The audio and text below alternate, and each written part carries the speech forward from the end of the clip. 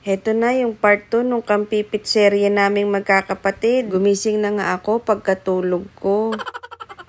Hi, ako nga pala si Dada Bro, nakalimutan ko. Mabigat ako, oo mabigat, pero may pangarap. Pagkabangon ko nga, pumunta na ako sa may ilog. Dinoble check ko nga kasi baka mamaya yung ilog nahati na pala sa 4. Nasilaw nga pala ako, may nakita kasi akong pogi sa may katabi namin. Kaya pumasok na ako sa loob. Flex ko nga pala itong morning view namin. Habang ini-enjoy nga namin yung view, nagpakulo na kami ng tubig para sa kape, para kunyari coffee lover. Yung bayaw ko nga sana ang magluluto ng hotcake, kaso nahiya siya sa video, kaya si Ninang Thea na lang tumuloy. Ang ganda nga pala nitong nabili namin Korean barbecue plate, pero ang niluluto namin pancake, talagang non-stick siya. Yun nga lang napabayaan namin kaya nasunog.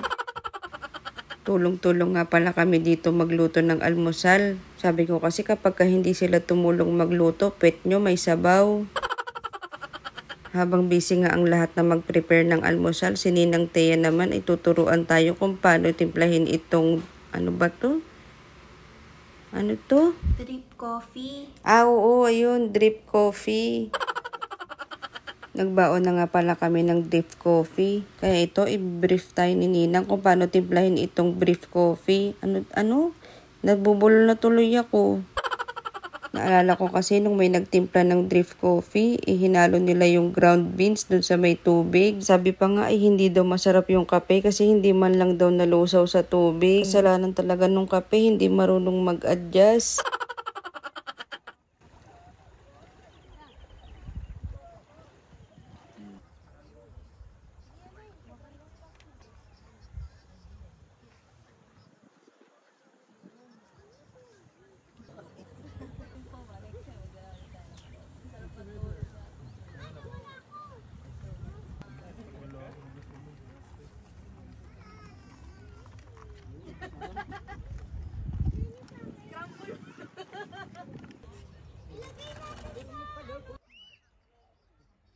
Pagkatimpla nga ng kape, sabi ko kay Ninang Thea, videohan ako dito sa tabi ng ilog para kunyari coffee lover.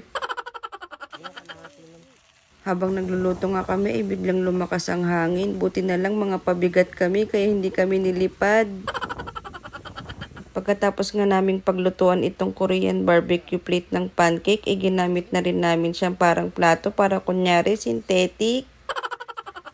Pagkatapos nga nilang prituhin lahat ng ulam, pinaprito naman nila sa akin yung fixed veggies kasi magaling daw akong mag-flip. Marami kasing natirang kanin sa kaldero ni Ate Rose kagabi kaya naman naisipan namin na isinigang. I-flip nga sana nung bayaw ko yung sinigang kaso sobrang dami pala kaya hinalo-halo na lang niya. Mahirap na, baka yung sigang maging tigang. At ito na nga, malapit na maluto yung fried rice. Tara, kain tayo.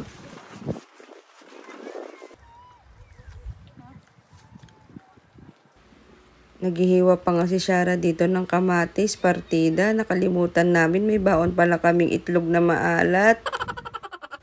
Katatapos nga lang namin kumain dito. Sakto, may dumaang mamang sorbetero. Hindi ko alam kung anong meron sa tiyan nila at bakit hindi sila nabubusog. Habang nagbibideo nga sila, nagawa pang sumideline nitong pamangkin ko.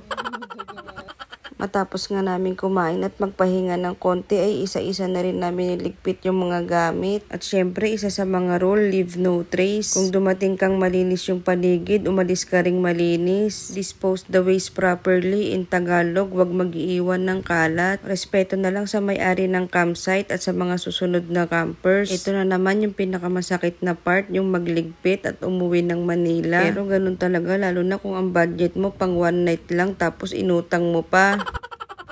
Habang nagliligpit nga kami, natuwa kami dahil may lumapit sa aming taga-PCSO. Akala ko bibigyan kami ng pang-camping assistance. Sabi ko kasi wala na kaming pambili ng pagkain. Naubos na kasi namin yung budget pambili ng mga camping materials. Tapos marami pang naka-add to cart na hindi namin ma-check out. Itinabi ko na nga pala itong mga tent poles. Mahirap na, mainit ang panahon. Baka mamaya mapagkamalan kaming lechon. Konting-konti na lang kasi malapit na kaming lumutong. Pagtapos nga magligpit, bigla akong nag-crave sa lechon na nakapayong. Bago nga kami umuwi, sabi ko sa kapatid ko, videohan niya ako, gagawa ako ng video pang promotion. Kailangan kasi namin ng pambayad para sa mga utang na naipon. O siya, sa susunod na Kampipit serye ulit. Paalam!